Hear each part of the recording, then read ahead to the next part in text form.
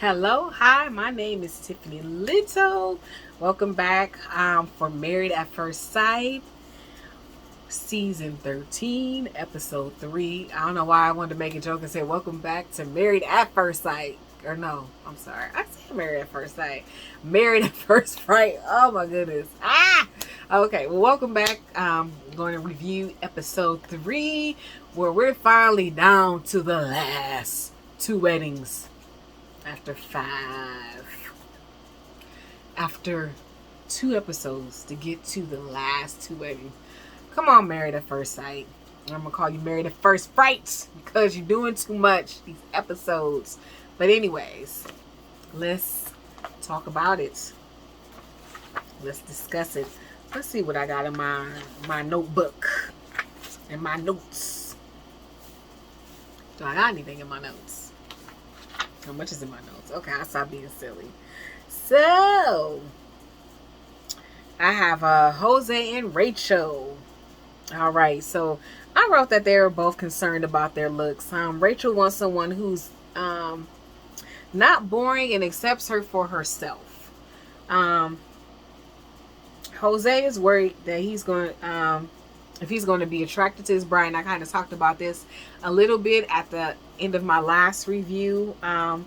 Even though he desires perfection because of his parents' divorce, his mom does promote that he communicates, which I don't think Jose is going to have a problem, because Jose, we saw in one of the episodes, he liked to talk, and she's like, well, is your bride going to be able to speak, or are you going to keep talking? So that was a good one. So we get to Jose. He's nervous and quiet as we get to their wedding. Rachel introduces herself. Now for their vows, it makes Rachel sounds like she's lazy and sleeps too much. Why would y'all tell everybody that she has to hit her snooze button like 20 times before she gets up? Rachel doesn't seem like she's a lazy person, but after reading those vows, it's kind of like Brianna last season, where it's like she's bossy. Please don't do that to people, because then you're going to have this person like, oh my goodness, did I make the right decision? And scare them. They're already nervous. And then they're meeting this person for the first time, but you're going to make it sound like she needs to hit the snooze button, and that she's probably walking around in sweats with bed head looking crazy. I've not seen Rachel look like that. And then we learn Jose is structured. Very structured. So, she gets up there. Jose believes she's beautiful. He's so excited and tells her she's everything that he wanted. But before we get to that, they did do what they call a lasso wedding tradition, and I believe it represents unity. I did look it up. I did not write it down because I looked it up on a whim when I didn't have my notebook in front of me. But that is a nice tradition. Sounds like it looks like a cultural tradition that they have. I believe when I read it, it was part of the Mexican tradition, Mexican cultural tradition. For them, and like I said, I believe the last one, when they're thrown off, it represents a unity, and I believe a bringing together of families, or bringing together of the bride and groom. Okay, so Rachel believes he's charming and a gentleman. Now the funniest part is they were both discussing like when Jose was like, yeah, when I wrote everything down, you fit it to the T. And he's like, you're gorgeous. And then Rachel's like, yeah, you're everything I wanted. I said, I wasn't concerned about looks. I just wanted somebody to have personality. And poor little Jose, the look on his face and the anxiety that's set in his heart, because he's like, my wife doesn't find me attractive. And you can see when they were taking the pictures, his little face, he was trying to smile, and they had to say kind of get it together. Finally, when we get towards the end of the photo shoot for them, their photos, he's finally smiling. We do get the part where Rachel does eventually say, yeah, he's handsome. I think how she said it, I got what she was saying. She was saying, I'm looking for more than just looks. But I think when she presented it before him, it didn't sound like that. It sounds like, yeah, I got everything I wanted. You may not be cute, but you got personality, and you got all the other things. But she eventually said, Jose is handsome, which he's a nice looking guy. They're both very nice looking. They make a very nice and attractive couple together. Um, let's see, Rachel. Okay, personally, so yeah, I just gave that comment, which again I thought was very funny. I did go kind of watch Brett and Ryan. I missed the beginning of them getting married. Kind of came in on a tail end. Only thing I know is Brett looks so not Brett. I'm sorry, Ryan looks so nervous standing up there. I mean, I thought he was going to turn into a pool of sweat in a minute. I don't know why he seems like he has that worried look. Some people say other stuff. I think he might. I'm wondering if there's like a shyness to Ryan that maybe we just don't know about. Since he's kind of the romantic type, so we'll see it later. But they did get married. I did not get their vows or anything, or they. Yeah, I didn't write down their vows. I just kind of came in and missed that, so that's why I really don't have anything. But they did seem like they pretty much kind of liked each other. He thought she was nice looking. She thought he was handsome. So, everything looks like it went well with them. We kind of get to the weddings and receptions now. Thank God. After 50 weddings, we finally get to the receptions. Receptions. Come on. Anyways, so with Merlin and Gil, they took nice pictures.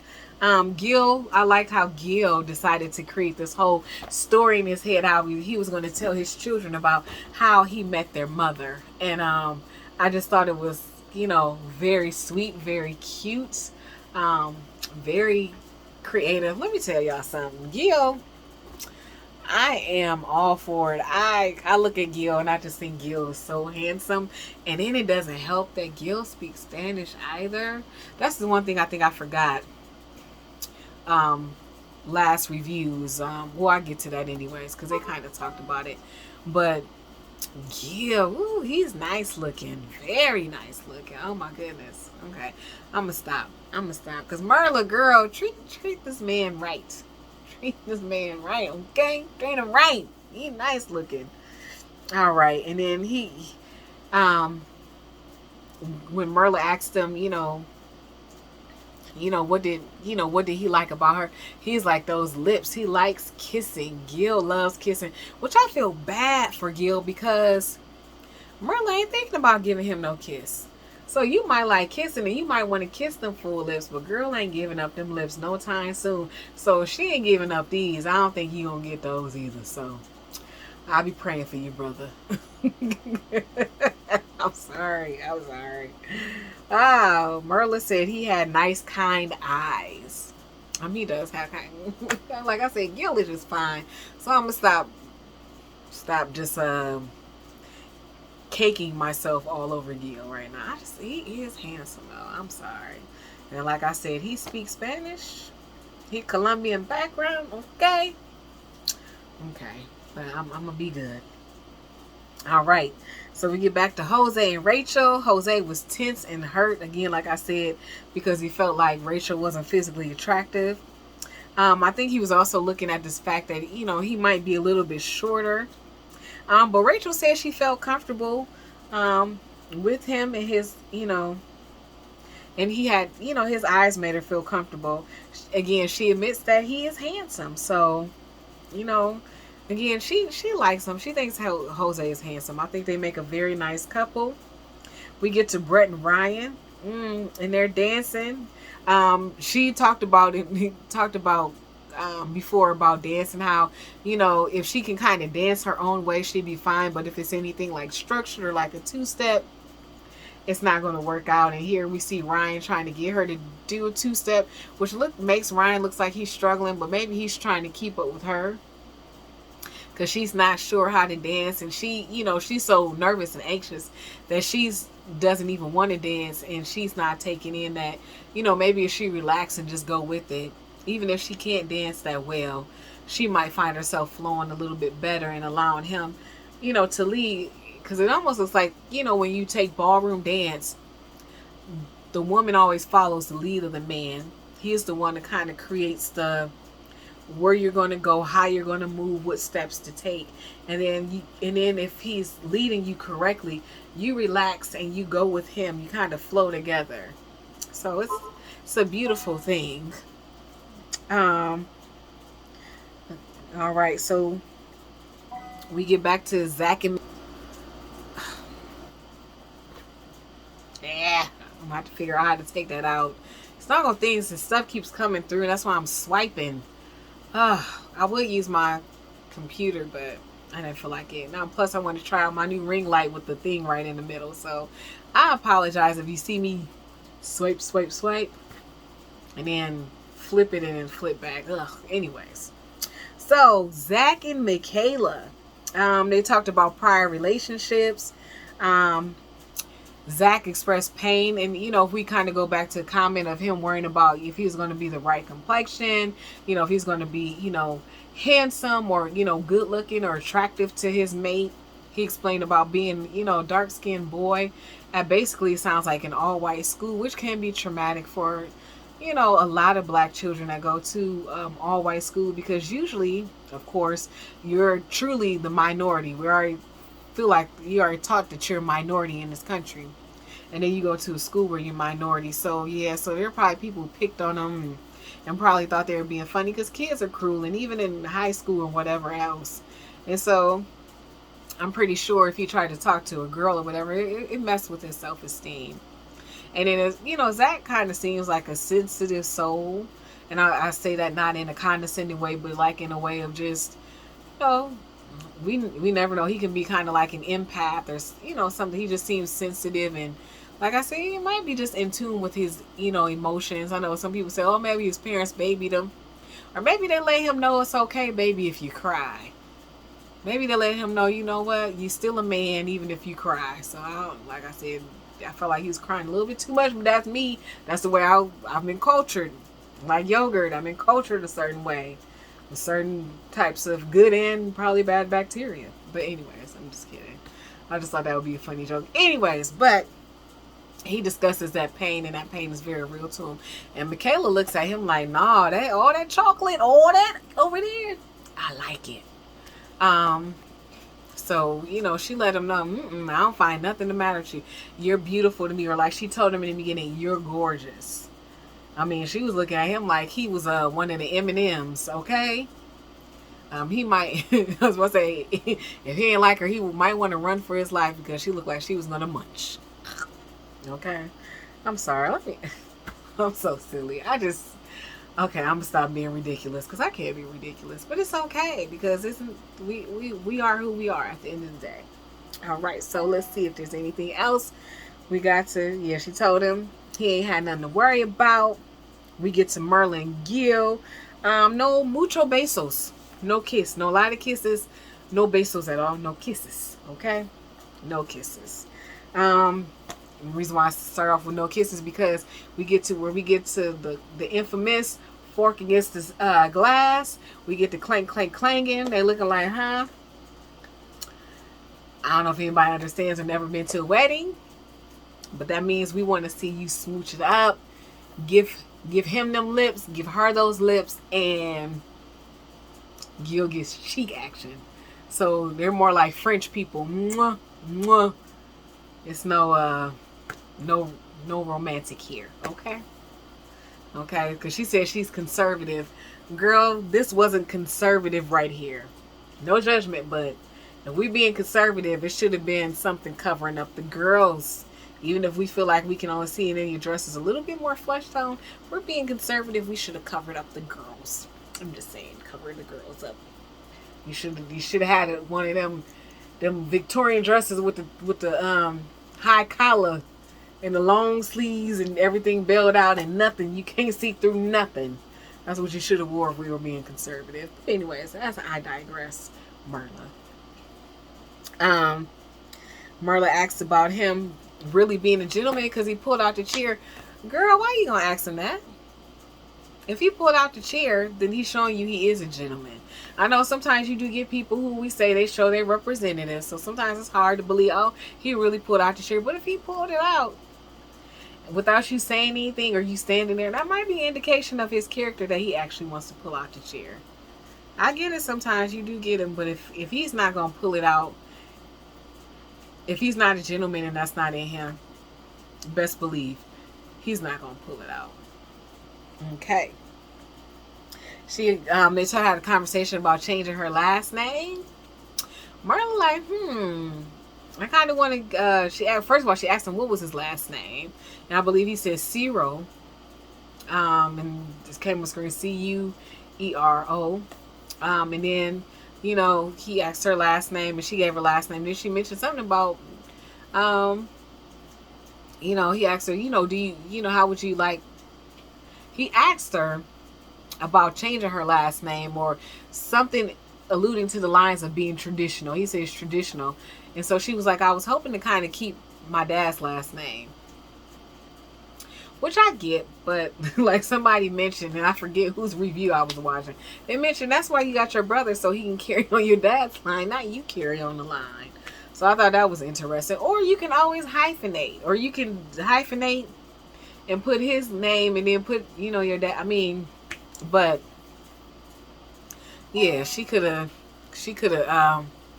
just hyphenated and left it as is and didn't have to be that way. But again, as I digress. So he's traditional, wants her to change her last name. Merla again is like, nah. I said hyphenate, child. Anyways, I already talked about the glass clinking. No kisses. I don't know why Gil. Okay. See, I'd probably be one of the ones. They'd be like, ooh, she a little too fast. She a little fat. Because I'm sorry. I'm like Gil. I when I get married and somebody clinking in glasses, they ain't got to worry about me kissing my husband. Because you keep clinking the glasses. You better stop. Because I might not want to stop. And anyways, I'm telling too much of my business, okay? Telling too much. Anyways, like I said, the only kind of kiss he gets is mwah, mwah, like the French do, bisou, bisou. And that's it. All right, so we got Jose and Rachel. Jose wants perfection, and Rachel knows she is not perfect. Because he has a conversation about what he looks for a woman. She kind of gives him this look like, no cigar. Then we're back to Ryan. Like I said, he's constantly sweating, looks worried. They're both sitting at the table. Brett kind of breaks down what she likes. She says she is a realist, and Ryan is positive. And then that's when I kind of wrote that I think Ryan is shy. I think he is kind of shy. Like I said, Brett is a realist, so she's looking at life, how she wants to live, how she wants to do things. She sounds like she's pretty much going to tell him. And then Ryan is looking at the glass, of course, half full, not half empty. We go back to Johnny and Bao. Johnny is very affectionate. They're sitting at the table talking. Bo shows love. Bao, excuse me. I keep calling her Bo. Bao shows love through gifts and service. So I think one good thing would be for them to both to take love language. And what people I think sometimes get mixed up with love language is what you like. So Johnny likes affection. So that might not be Bao's love language, and it's okay. Bao's love language might be gifts. So I think sometimes we're expecting someone to have the same love language as us. So maybe Bao needs to learn how to give Johnny affection, and he needs to learn what her love language. It might not be affection. It might be gifts and service like she gives to everybody else. And sometimes what happens is we give people our love language. We serve people in the way that we like to be served, or have our love language, or like we like to say, our tanks filled. And that might not be how their tanks like to be filled. So I just think it'd be better if Bao shows Johnny affection. And you might have to get into it. I know when I was dating my ex, I wasn't very affectionate. I like affection. I was just getting to know him and adjusting some things. And I believe in guarding my heart. So it took me a while, but I kind of got used to holding hands and all that other stuff. Like I said, it takes a while. So maybe Bao might have to kind of warm up to it, or show him that affection he needs. She doesn't have to be closed off to it completely. But again, like I said in the first video about, I mean, how you gonna have sex and you don't like touching? Girl, what you gonna do? Put on a spacesuit, move your hands, tie them behind your back, and anyways, I'm not gonna go there, and neither am I gonna get graphic. But you get the idea, girl. Come on, come on. Anyways, so I think they had one of the best conversations, though. I really did enjoy Bao and Johnny's conversation. It flowed very nicely. It felt very authentic. And not saying nobody else's did, but it just felt like whatever barriers were in the way, they broke through and just it flowed freely. I'd probably say Zach and Michaela next, and then Jose and Rachel, Merlin, Gil, Brett and Ryan, you know, so. I said we get to cakes, friends, and sex. I don't know why I put sex. I think we're kind of figuring out who we get to the end of the episode. And so I think this is kind of like where we're figuring out where we're getting to. We're going right before the hotel rooms. So I put Bao and Johnny, no affection or hugs. But they did kind of leave out in a nice way. I thought it was funny when the reception was over and they get to the hotel room. Oh my goodness. Johnny was 20 years unbuttoning, okay? I mean, they would go from couple to couple back to them. He's still unbuttoning. They would do another scene. Still unbuttoning. It took Johnny like 15 years to unbutton. And then he had to go help Bao take out her bobby pins. I mean, he was the ladies' maid that night.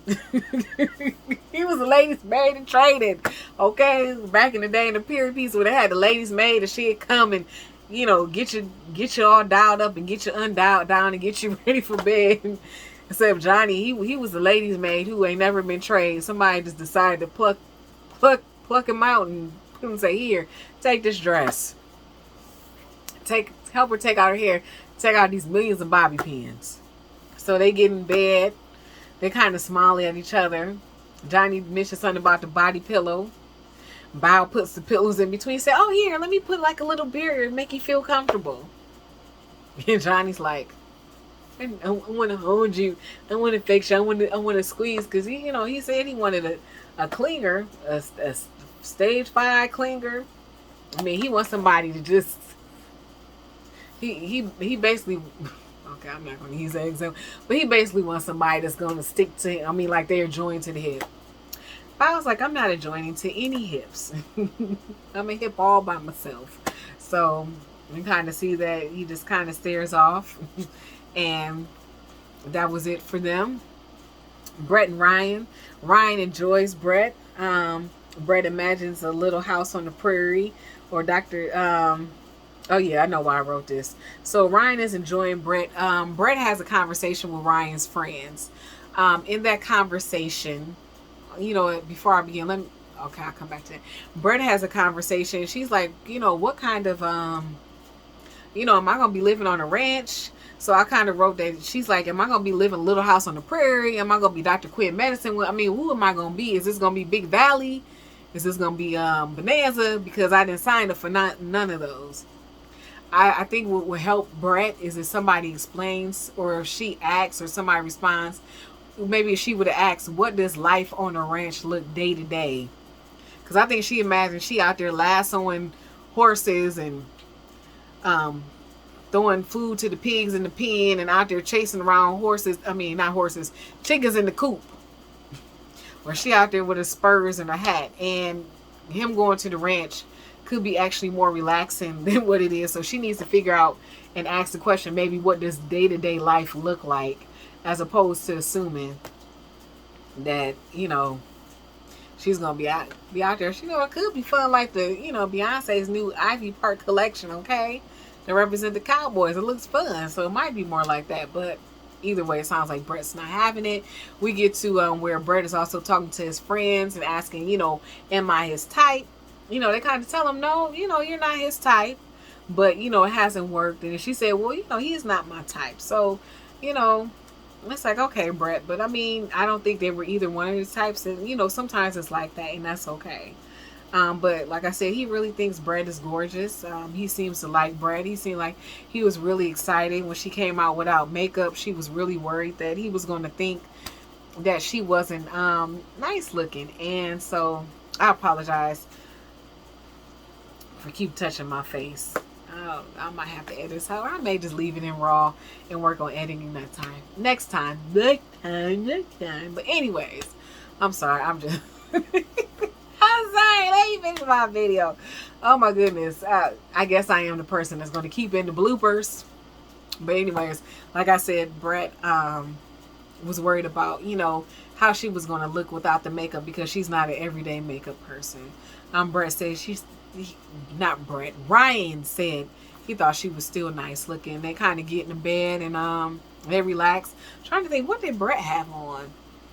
I think she just wore kind of like regular pajamas, and I think he just had on his, like, I would say his skivvies, but like his boxers and, you know, no shirt on. So then we get to, let me see. Oh, I know why I put sex, because their friends were asking the question if, you know, I think her friends asked the question about sex, and, you know, it was kind of like, you know, I think yes on his end, and, you know, Brett was, I put a no with a question mark. So yeah, that's why I put Bow and Johnny, because it was going to be a no in that area. Then we have Michaela and Zach. Michaela's mom and dad kind of went on about Zach's accomplishment. You know, when they do editing, how they make it seem like they're going on and on and on. And it might not even been that long. It might have been a few minutes, but they kind of create that. Then, you know, they get a face of Michaela like, oh my goodness. Are we going to go through every list from ever since he was 4 years old to when he hit, after he graduated college, of all his accomplishments, which we learned, you know, the Zach attack. So we got Hurricane Michaela, Zach attack, except the only thing about the Zach attack is his attack is on being adamant about getting things done and accomplishing things, working on his apps, building skyscrapers, starting 15 businesses and making them all multi-million by the end of the year. I know I'm being silly, but it basically sounds like whatever Zach puts his mind to, he accomplishes. So that's a Zach attack for him. Now, the Hurricane Michaela, that doesn't sound like anything productive. Sounds destructive. So we got productive and we got destructive. So let's see how this works. Maybe if he puts the Zach attack on Michaela, then he won't have to worry about anything like that. So, all right. The sisters meet with Zach and they ask him, you know, what does he bring to the table? What can we know about you? He said, you see it when it comes. I like his answer, because actions do speak louder than words. I mean, because it would be unwise to say I'm gonna do A, B, C, and D, and then he turns out to be a complete butthole, and then he's like, well, you said you were gonna do this, you said you're gonna do that. At least he can try and show an action. I kind of rather see an action, because one thing about words, if somebody say they're going to do something and they don't do it, guess what? You're going to pull out that gun and you're going to start shooting back at them what they said. So I think he was okay with that. We get with them. They get to the room. He helps Michaela. He kind of picks her up and puts her on the bed in the middle of all the flowers. It was very, very beautiful. Very, very nice. After that, he's able to get her stuff off. She comes out without makeup partially on. She's like, I hope you like it. He liked her. He liked her in her pajamas. He's like, I didn't realize all that dunk was back there. Okay. He liked all that the dunk that was back there. He was excited. He thought she was still beautiful. They kind of went to sleep or kind of got on the covers, and they probably smooched away. That's how we're going to leave it. And then we got Merla and Gil. Like everybody else, Merla kind of, you know, I thought Merla was going to come out in some La Perla. Okay, Merla in the La Perla. And Merla came out in some flannels. I guess Merla said, let me let you know something. These may not be my designer pajamas, and you ain't getting no designer nothing tonight. Okay, you going to have to design in your mind what it might be. No, I'm just playing. But I'm sorry, I skipped the part with Merlin and Gil because I went straight to there. So Merlin meets with his friends, and they ask, kind of like why didn't kiss, and she says she's conservative, and basically she's still getting to know him, and she didn't have to kiss. Um, his friends seem to be concerned with her lifestyle. One of his good friends, and I'm not sure if his wife or just another friend, they talk with her. Friend mentioned something about her being high maintenance, and mentions Gil being cheap. Now I was wondering, does he mean like cheap, and as maybe he's frugal, and maybe that's the only word that he can think of to use, because sometimes frugal and cheap is used interchangeably. We don't know. We'll find out. A lot of people were offended that Merlin was considered high maintenance. Again, I'm gonna talk from kind of a cultural generation perspective. When I was growing up, high maintenance was not a bad thing. It just meant that you might like get your hair. At the time, it was more like your hair, your nails, and whatever else done, you would consider high maintenance, and it was okay, because some of us like I'm cool with being high maintenance. So when I was coming up, it wasn't a negative thing. um but it's okay if Merla, I put it like this, if Merla likes her designer stuff, that's fine. I don't think anybody's concerned about her liking Gucci, Prada, Balenciaga, excuse me, I'm saying it like in Spanish, it's not Balenciaga. What else is there? Chanel, whatever.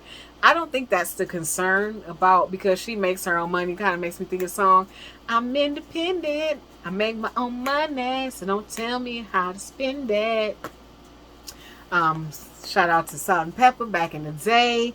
Independent, but like I said, and it could be his friends trying to tell her. My concern is not with what she makes, because she makes, like she said, she makes her own money and she can spend it. My concern is because Gil is cheap, frugal, whatever you want to call him. Is that going to cause her to look at him a certain way? Is that going to cause her to treat him a certain way? Just as with her enjoying to shop, because I'm not gonna give Merlin. I like to shop. I'm not out here buying Balenciaga and red bottoms.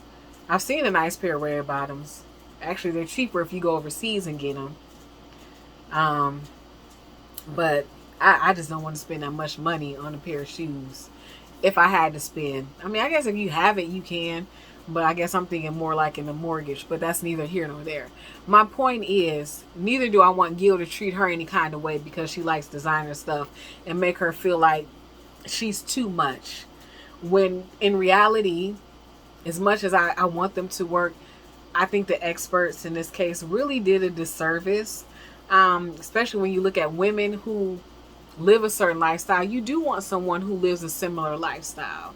I mean, I know there's some of us demanding, oh, I need somebody to make 20 figures and I only make 2, and I want him.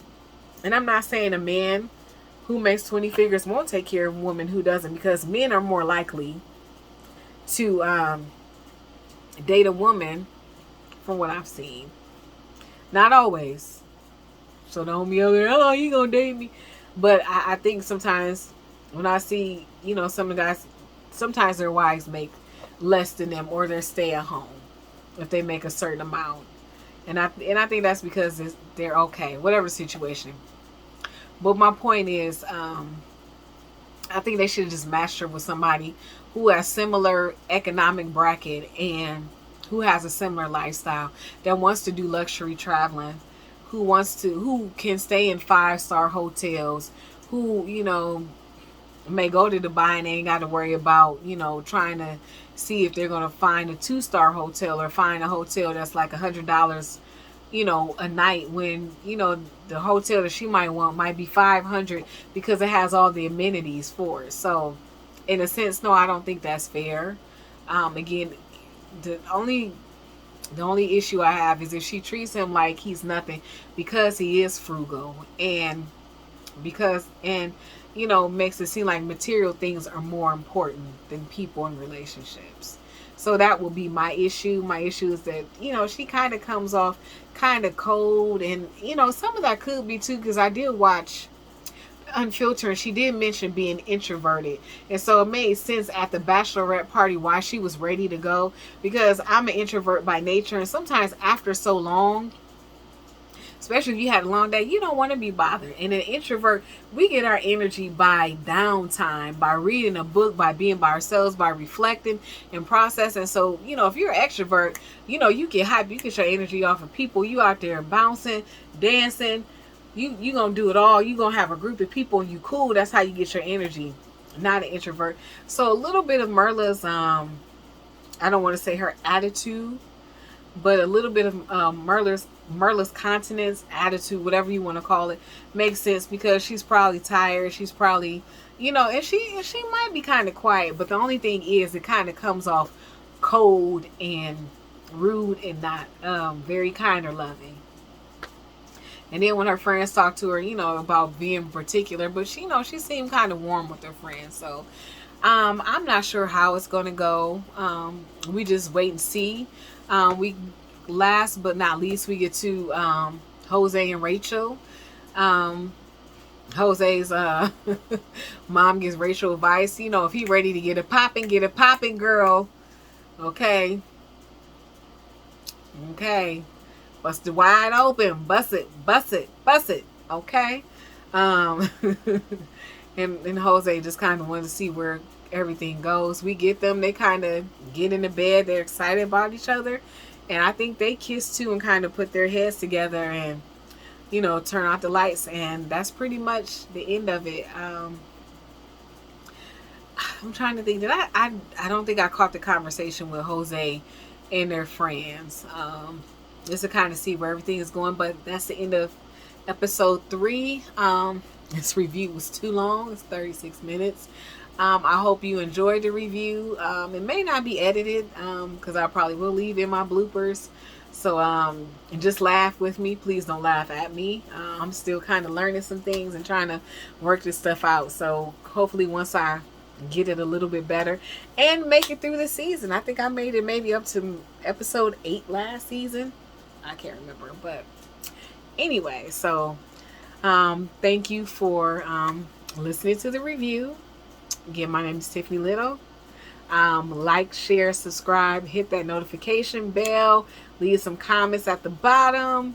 Let me know what you kind of think about, the relationships. Again, I'm just trying to not make judgment. All right, have a good one. Goodbye.